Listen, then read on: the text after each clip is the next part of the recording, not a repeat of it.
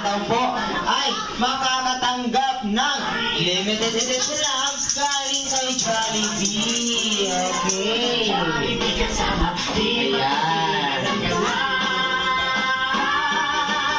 And syempre, Jollibee, balita ko, meron ka daw wish para kay Baby Clea. Meron kang ilang Clea? Meron ka 1, 2, 3, 4, and ay, kulang. Okay, isa pa.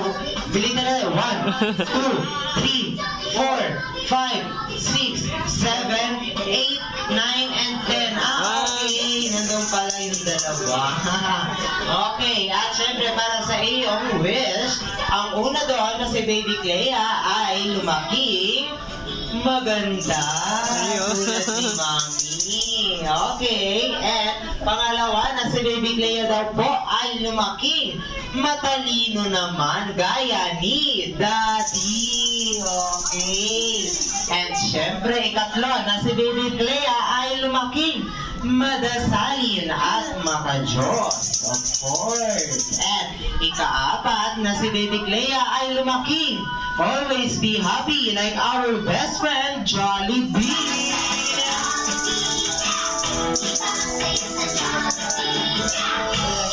Alright, and this time nga po, hindi lang dyan natatapos ang surprise. And pinaka-gift talaga ni Jollibee para kay Baby Clea. Kaya Jollibee, sige nga, bigyan mo kami yung clue kung ano ang iyong next na gagawin. Wow!